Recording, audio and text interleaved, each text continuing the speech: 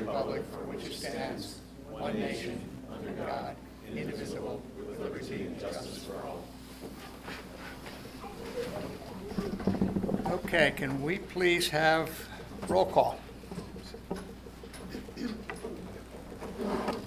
Mr. Abdallah? Here. Mr. Azar? Mr. Fleming? Here. Mrs. Henderson? Here. Mrs. Karam? Here. Mr. Medensky? Here. Mr. Robeson? Here. Mrs. Tierney? Here. And Mr. Acker? Here. Thank you. May I have a motion to approve the agenda? So moved. Second. On the motion? Roll call, please. Mr. Fleming? Yes. Mrs. Henderson? Yes. Mrs. Karam? Yes. Mr. Medensky? Yes. Mr. Robeson? Yes. Mrs. Tierney? Yes. Mr. Abdallah? Yes. Mr. Acker? Yes. Okay. The next would be the superintendent's report. Dr. Schaefer, the floor is yours.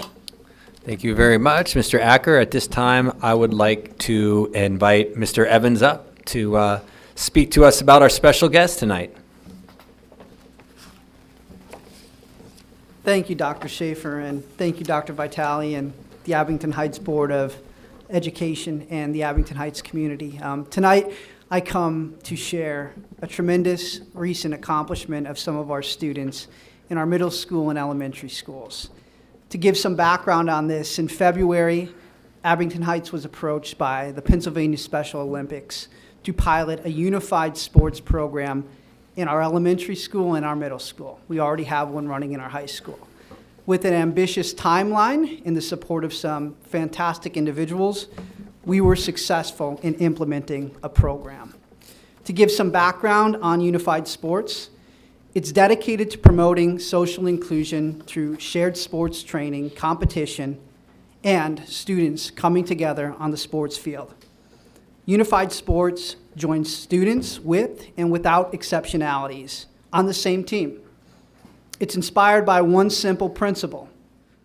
Training together, playing together is a quick way to develop friendship, understanding, sportsmanship, and create an environment that is truly focused on inclusion. We ended up putting together an 8-week program where our students competed against each other. We held 2 different student engagement programs where we invited families and then hosted an event and invited the rest of our student body to see them.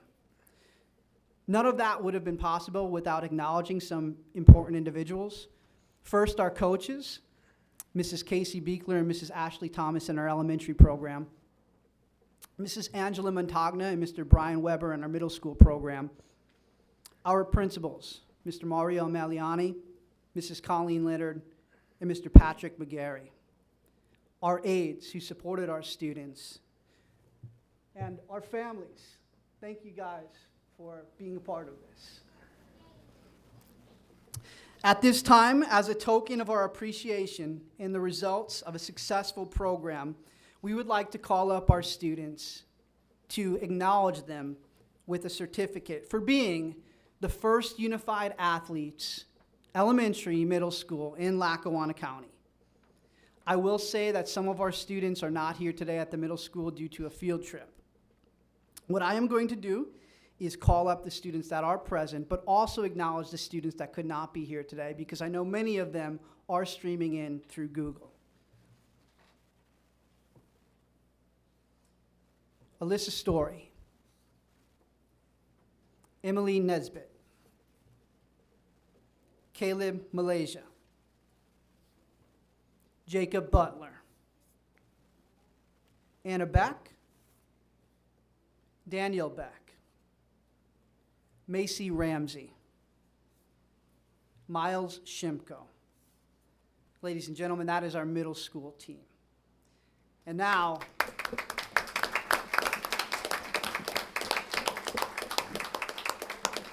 a great honor to call up some of these students because they really have put in tremendous amounts of time, have developed friendships and sportsmanship on the field. The first individual, Ronan Schlink.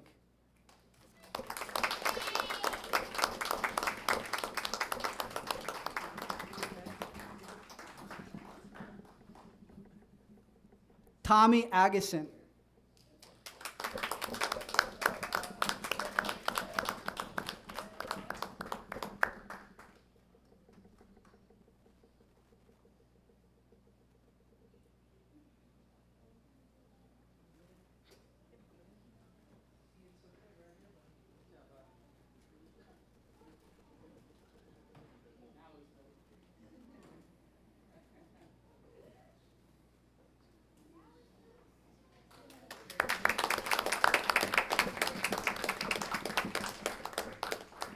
Liam Cabrera.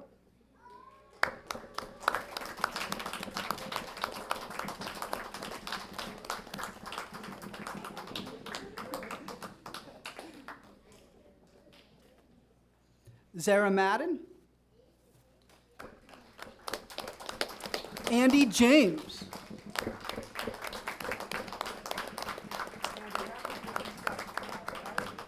Give a high five right here to Dr. Schaefer, okay? Here you go, buddy. Dr. Vitale. It's okay, it's okay. Aiden It's okay. Cologne.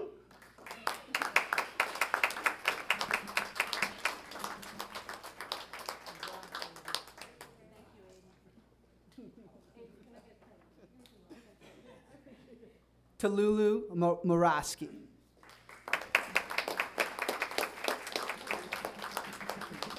I'm sorry, Tallulah. And also Allison Horwitz, who is not with us this evening. They could not make it.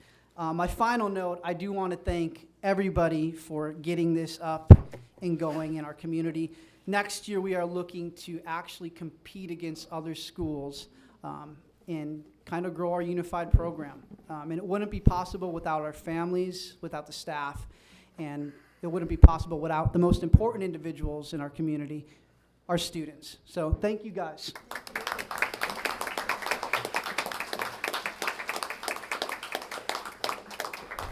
And I just want to highlight Mr. Evans is being very humble. He put this together without a director of special education leading while he was running the entire program and did a very masterful job. So thank you for providing this experience. And I will note on that, thank you all for the support throughout the year. Thank you. Mr. Evans, thank you very much for a wonderful job.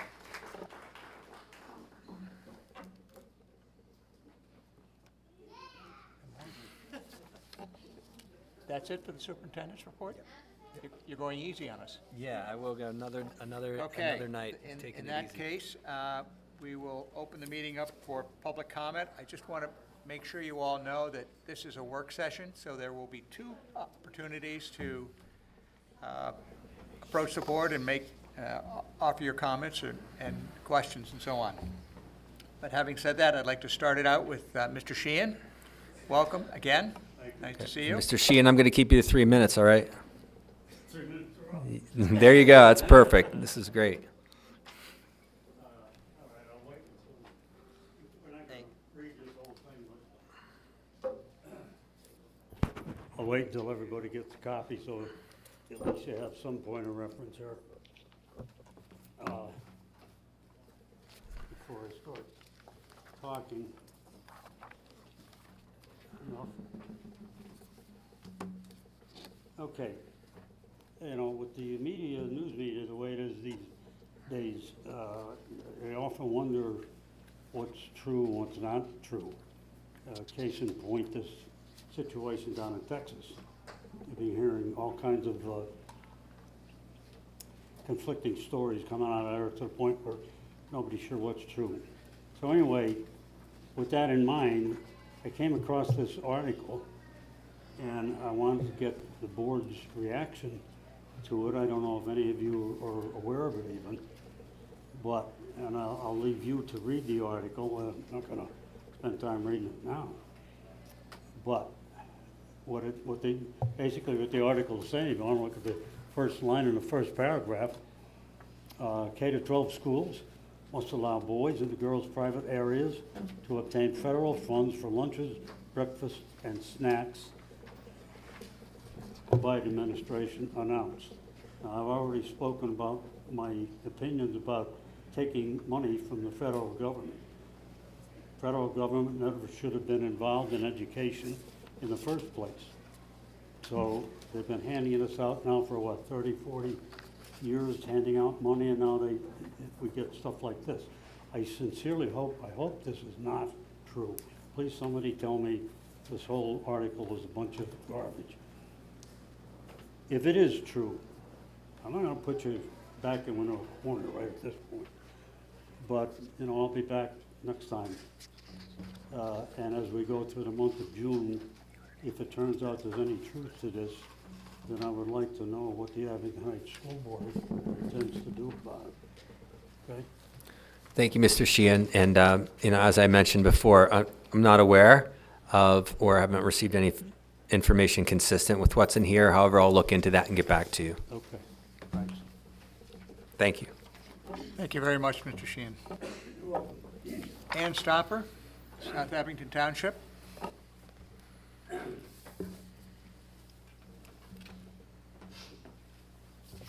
Hi. Hi, everyone. So I'm Ann Stopper. I live in South Abington Township. I have 2 kids at South Abington Elementary in 1st and 4th grade. So I just wanted to say a couple quick things to the board tonight about gun violence and school safety. This is an issue that I've worked on kind of as an advocate and activist for a while over the past few years. You know, I've written the letters, made the phone calls to our representatives and senators. I've been to their offices, met with their staff, I've helped organize protests, I've donated, I've marched, and I've put some time in on the issue. But, you know, lately, I think I and a lot of other people have had to face the fact that it's just not looking good as far as action at the federal level in Congress as far as passing any laws. And I really have come to believe that upstream of like the school board level, a lot of things are kind of breaking down right now and just not working as they should in government. So actually, I feel like the school board level of government, things are working really surprisingly well right now, perhaps surprisingly. And I just wanted to say first, thank you very much for hiring the counselors and the nurses. I think that's so important. And you took that step, and that was very like proactive and hopefully preventative in some way. So I really appreciate that. And really, I just wanted to say, you know, the things that I've been looking at and the kind of like resources that I have been consulting over the past few years, I just wanted to put a few things in front of you and say, is there anything else, you know, that you can do at this really hyper local level to try to help the situation? So some of the resources that I've looked into include Every Town for Gun Safety. You know, another thing, just as an aside, is that it's very hard to get good information and stats on gun violence because for the past 20 years or so, there hasn't been any federal funding for it. But this is kind of interesting. In 2019, the federal government gave $25 million split between the CDC and the NIH to study it. So I just read something this week that said that the earliest results of that report might be out in the fall. So that could be a good opportunity just to see if there are any kind of like stats there, and evidence-based things that you could look at, maybe recommendations, that something that you might be able to do here.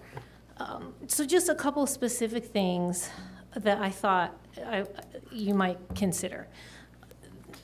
For instance, every town suggests that there are peer-to-peer programs that are kind of off the shelf, I guess, and free even, that you might be able to look at that have been shown to be pretty effective where they've been used. And just in my limited experience, I think peer-to-peer programming can be very powerful and effective if they're good. The preventative measures that are kind of aimed at, you know, combating social isolation and bullying, and identifying those areas where, there might be impacts that can be made just among the student body. And the other thing that I saw, there's another program that Moms Demand Action has sort of done some work on and recommended. It's called the Be Smart program, and it's related to secure firearm storage. So the other thing is, I mean, not just in the context of mass shootings, but, you know, I don't know if you know this, but the majority of gun deaths in the U.S. are suicides. And so, unfortunately, in 2020, gun suicide among children ages 17 and under reached the highest rate in more than 20 years. And also just generally in 2020, firearms became the leading cause of death among children in the U.S. for the first time. So that's more than car accidents, illness, anything else. So safe storage is also a big issue, and the Be Smart program, which was developed by Moms Demand Action, promotes awareness of that and also allows for schools to pass out resources, distribute resources to parents about that. And that's really, those are the two things that I saw. It looks to me like I mean, the other thing that every town recommends is a comprehensive student threat assessment. And I guess it looks like that there's varying opinions on that, because there's some issues with like potential civil rights violations because of programs like that maybe impacting students with disabilities and students of color disproportionately. But I can't really tell. It looks to me like you might already be doing that. Just with the part of that is like the anonymous reporting system, and you know, the regular meetings with law enforcement and bringing in mental health counselors as well. So that's really it. I was just going to ask you if you could look into those other things. And I think any change that's going to happen now is probably going to be pretty small, but I think like we have to take what we can get, and if there's anything else that you could do, I'd appreciate that. I just really was reflecting, and I realized, you know, I graduated from Abington Heights in 1999, about 2 months after Columbine, and in the 23 years since then, we're always shocked, but we're never surprised. So anything you could do, I would really appreciate. Thank you. Thank you very much. Yeah, thank you, Ann. And I just want to address a couple things. And thank you for speaking today. I know that you provide us with a lot of information in writing, and so we appreciate that. Dr. Vitale will be publishing next week a report that will talk about some of the safety measures and some of the preventative threat assessment procedures that we use in the district. And we're going to be pretty careful about that, because we've said at prior board meetings the state police conducted a risk and vulnerability study. And I'll highlight vulnerability, and that is something we will not publish. However, the board is working on several investments that we'll be making into our facilities based on those reports. And I also want to highlight the student, family, and teacher survey. The results of that will also be publishing. We've highlighted some of those items in previous board meetings, but I think that also dovetails into what, Ann, you've mentioned today. We talk about a sense of belonging with our students. We talk about how they're feeling in the school. We ask specific questions about bullying and harassment, and that also serves as a barometer and a precursor to perhaps some riskier behaviors and things like that. So all these types of metrics and benchmarks, we use that to identify behaviors that may be concerning, and then provide what I would consider to be wraparound services to those students in need. And you highlighted that through our counselors, and we have social workers, and of course, a lot of investments and resources in the community. So thank you for your comments today. Thank you again. The next item of business, excuse me, will be action and discussion items. Dr. Schaefer, I'll turn it over to you. Mr. Acker, I would request that the board consider for approval the personnel report to include Under A, items 1, 2, 3, 4, and 5. So moved. Second. On the motion? I have a comment. I see a resignation of Randy Hanyon. I have to say Randy Hanyon has been a phenomenal athletic director for the last 10 years. So my hat goes off to Randy. We will miss him, but I know he's not going too far. Any other comments? Roll call, please. Mr. Fleming? Yes. Mrs. Henderson? Yes. Mrs. Karam? Yes. Mr. Budensky? Yes. Mr. Robeson? Yes. Mrs. Tierney? Yes. Mr. Abdallah? Yes. Mr. Acker? Yes. Motion passes 8-0. Mr. Acker, I'd ask the board to consider a motion to approve the agreement between Abington Heights School District and Marikey for the 2022-23 school year as contained in item 1. So moved. Second. On the motion? Roll call, roll call, please. Mrs. Henderson? Yes. Mrs. Karam? Yes. Mr. Budensky? Yes. Mr. Robeson? Yes. Mrs. Tierney? Yes. Mr. Abdallah? Yes. Mr. Fleming? Yes. Mr. Acker?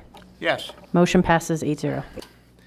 Mr. Acker, I'd ask that the board request a motion to approve the Title III Consortium Memorandum of Understanding with the Neiu 19 for the 2022-23 school year.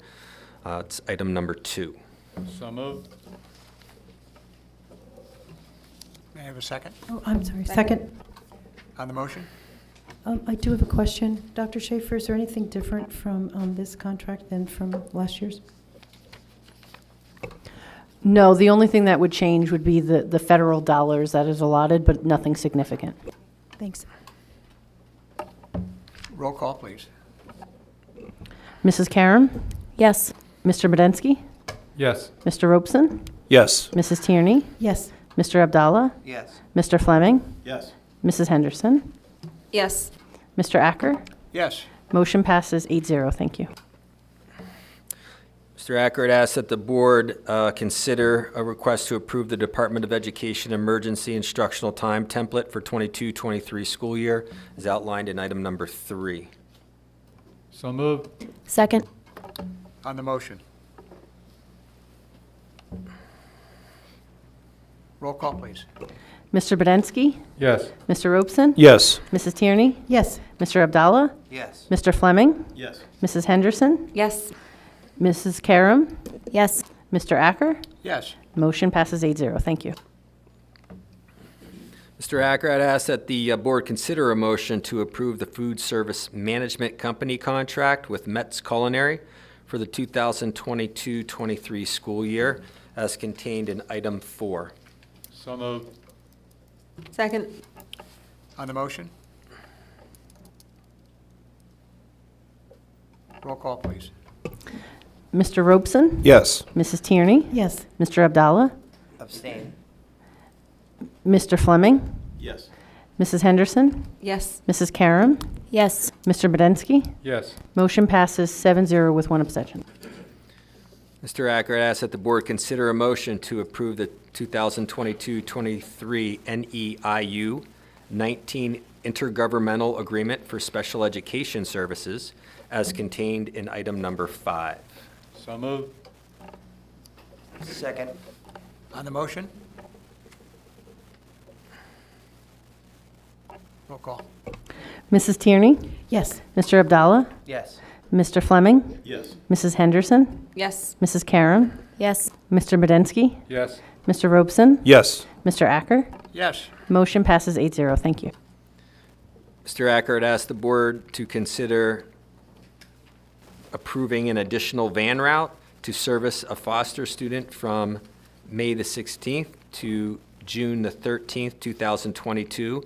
The following rates for branch busing: 4 days per week at $110 and 1 substitute driver per day at a week of $42.88. So moved. Second. On the motion? Roll call, please. Mr. Abdallah? Yes. Mr. Fleming, Yes. Mrs. Henderson, Yes. Mrs. Karam, Yes. Mr. Medensky, Yes. Mr. Robeson, Yes. Mrs. Tierney, Yes. Mr. Acker. Yes. Motion passes 8-0. Thank you. Mr. Acker, I'd ask the board to consider a motion to approve a settlement agreement between Abington Heights School District and a student as contained in item number 6. So moved. Second. On the motion? Roll call, please. Mr. Fleming, Yes. Mrs. Henderson, Yes. Mrs. Karam, Yes.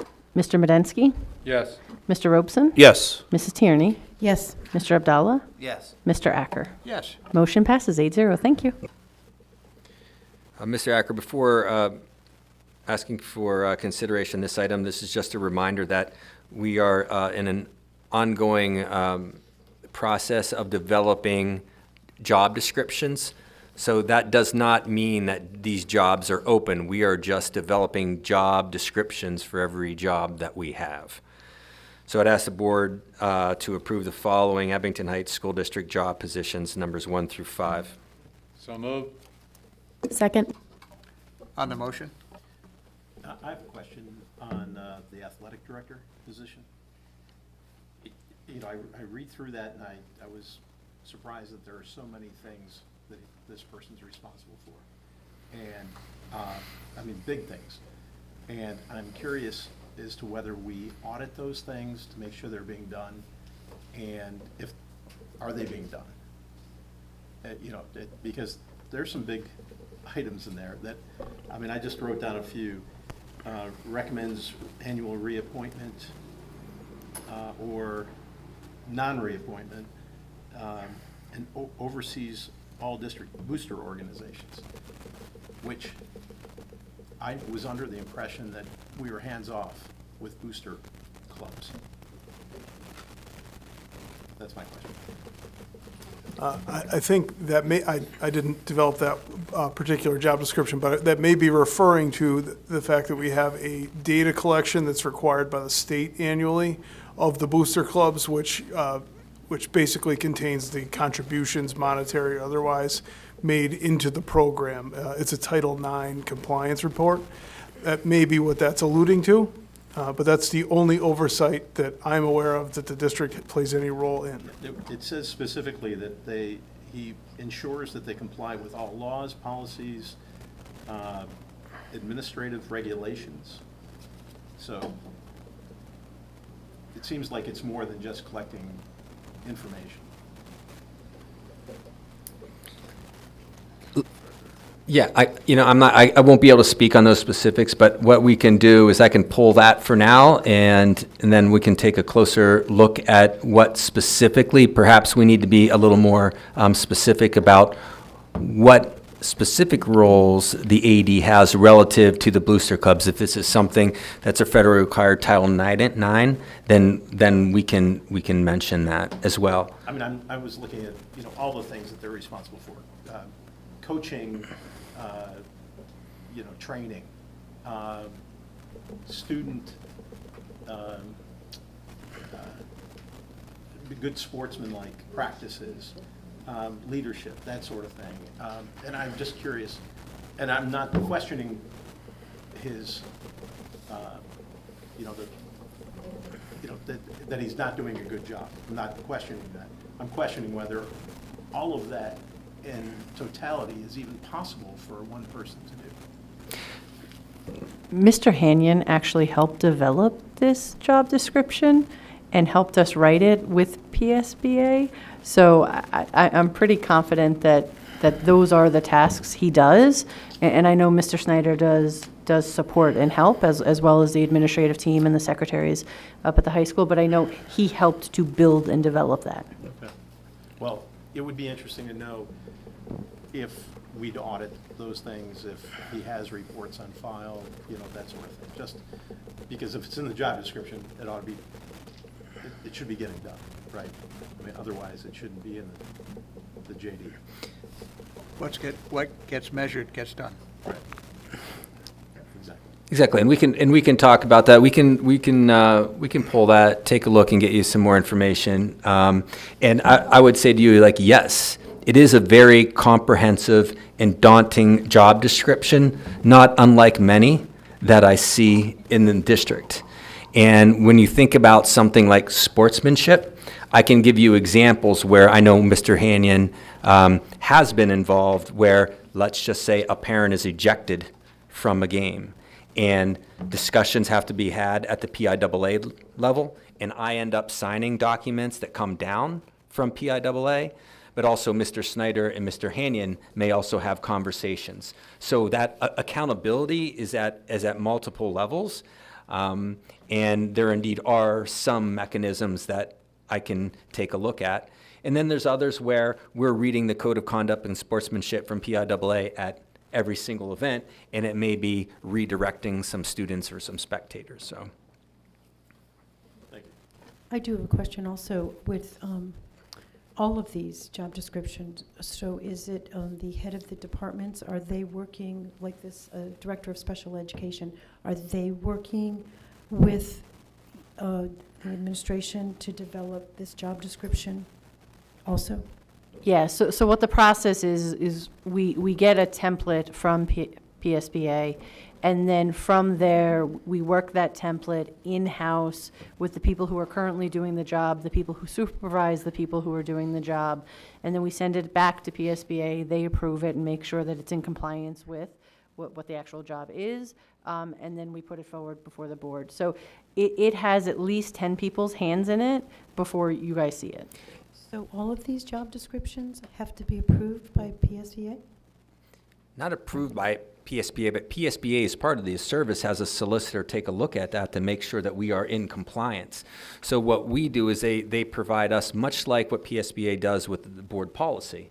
We'll take a look at that, we'll review it and align it to our local practices and procedures if they deviate from that. There's some that there's no deviation because there's maybe a federal state requirement.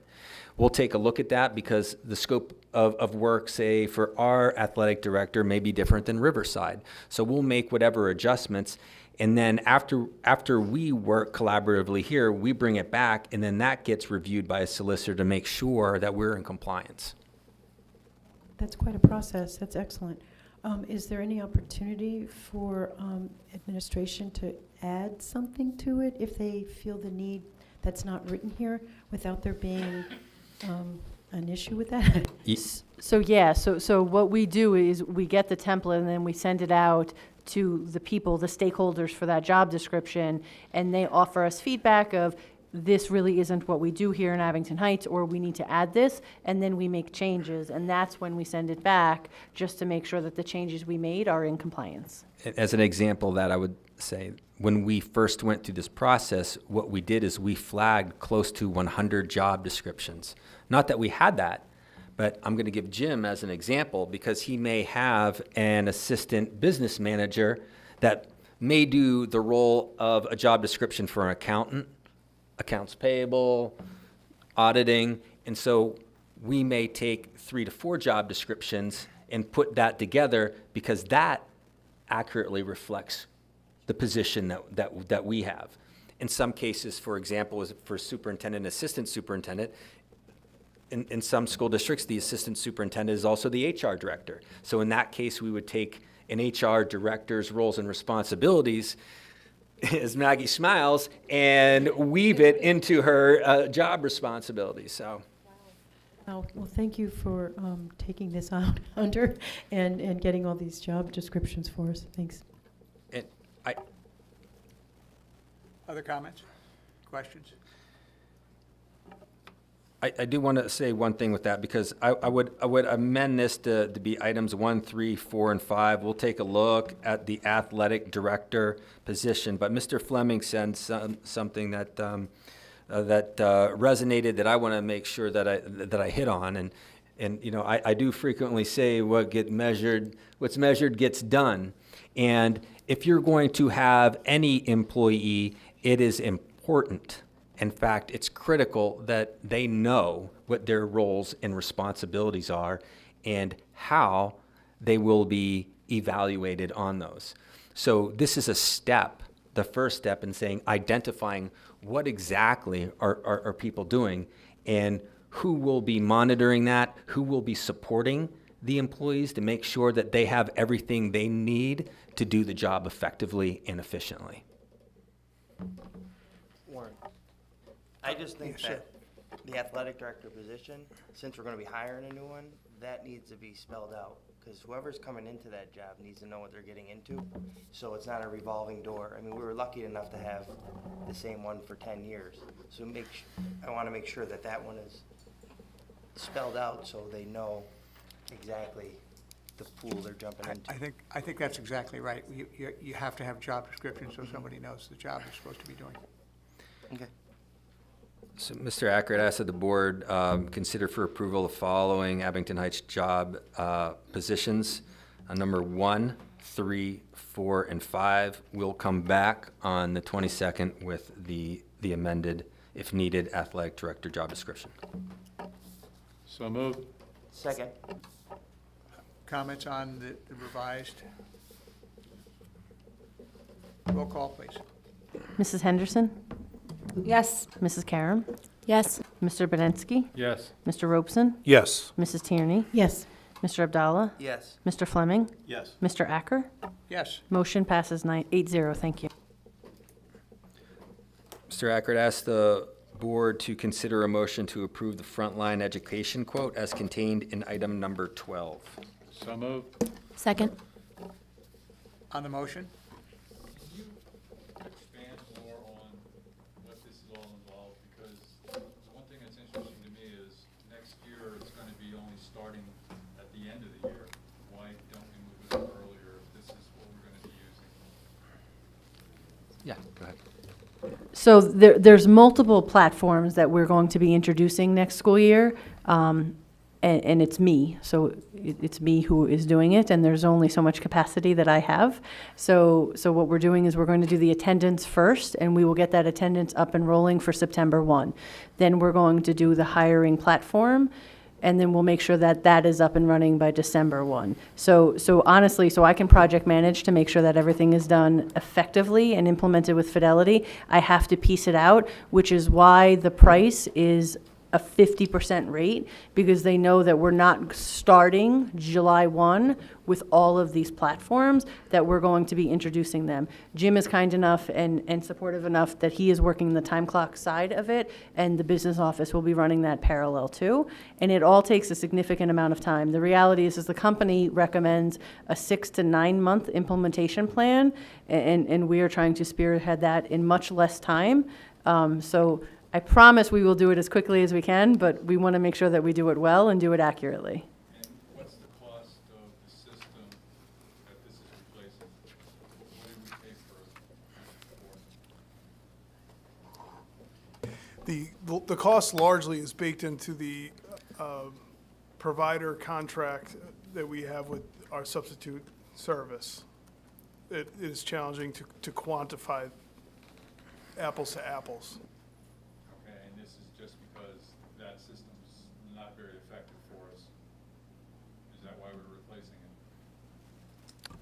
it? So I would say that we want some managerial control over our substitutes, and we want them to feel engaged as well. So it's also to welcome more substitutes, so we're trying for that. As for the hiring platform, it's a leaner process to hire as opposed to the way we're currently doing it, is of receiving mail packages and emails with everybody's kind of all this information. Having people upload those documents would just make it a lot more efficient when we're hiring and looking at candidates. So it's replacing and adding to just have better processes and systems in place. If we assess this after a year or two and it's not working, can we get out of this 4-year contract? I believe it's a 3-year 3.5. contract. Well, 3.5. Right, and we're not paying up front, so if they are not meeting their needs, our needs, I'm sure that we would be able to discuss it. But I'm not a lawyer, so I don't know if I would be able to answer that fully. Okay, thank you. Other comments? Questions? Roll call, please. Mrs. Karam? Yes. Mr. Medensky? Yes. Mr. Robeson, Yes. Mrs. Tierney, Yes. Mr. Abdallah, Yes. Mr. Fleming, Yes. Mrs. Henderson, Yes. Mr. Acker. Yes. Motion passes 8-0. Thank you. Okay, next agenda item is new information, and I think, Mrs. Tierney, you have something. It's not new information, it's just information. Yes, Friday, June 3rd is NEPA Gives Day, and our AEIO is one of the nonprofits that are looking desperately for donations that day. So please, anyone in the community, please tap into the NEPA Gives and donate to the AEIO. Thank you. Oh, and thank you to the district for putting out Remind every week. And we have one more Remind to go out. Thank you. Tomorrow, I believe, correct? Thanks so much. Yeah, absolutely. Okay, do we have any more public comments? Mr. Sheehan? Okay, again, for the benefit of anyone who may not know who I am, my name is Tom Sheehan. I'm from Waverly. I've been a resident of Abington since 1968. I taught in the Abington Heights School District for 29 years. I was a police officer in Dalton and in South Abington Township. And I rise now to speak to the issue of school security. I hope among the things you're considering in the remodeling program, or whatever term you're using to refer to it. You may recall some years ago that shooting that occurred in Connecticut. The shooter gained entrance to the school by shooting out the glass in the door, in the entrance door. So I hope your remodeling considerations include bulletproof glass for the entrances of the schools. Again, I don't want to try to pass myself off as an expert on this, but I have some familiarity with education in schools and also with law enforcement. I think we've reached a point in this country where a law enforcement specialty needs to be created very seriously, with very serious intent. Schools are a very unique environment, and to have proper security in that kind of a setting requires special training, special equipment. I think back, I spent most of my time here in the middle school. That building, to me, would be horrendous to try to, deal with a shooter in that building. I just can't imagine. It's so wide open. It's such spread out over such a large area. I can't imagine one police officer in that building would be sufficient. So, again, I may rise to speak to this on future occasions, but with the events that have been happening and what happened down in Texas, I really would like to see some serious, putting a guy, a man or a woman in a uniform in a school is not sufficient. One security person in a school, I don't think is sufficient. Okay, thank you very much. Thank you very much, Mr. Sheehan. Okay, I believe we might have some new business. Yes, we do have some new business. I never have new business. I have some new business today. As many of you know, any volunteer position that a community member takes is in addition to all the other competing priorities they have personally and professionally. Our board members aren't compensated for their work. They do a fantastic job. I make them come early and stay late and send them plenty of emails with attachments that are long. And, they don't get much, they don't get any gifts from me. other than honor and recognize. Oh, you mean there's a I just don't possibility? have that in a nonprofit government organization. There are no bonuses here for board members. And from time to time, our board members are grappling with all those other things that I mentioned with, personal and work and family. And I want to recognize Phil Robeson tonight because in the midst of all of that, he went to Brown University to personally and professionally develop himself.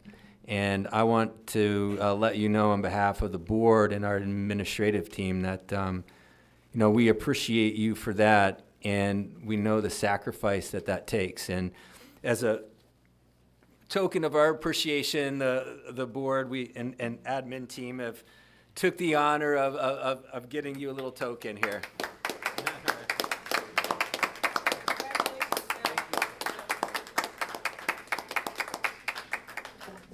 Is it big enough? No, I did. As many of you see, Phil works out a lot, so we did get him a double XL.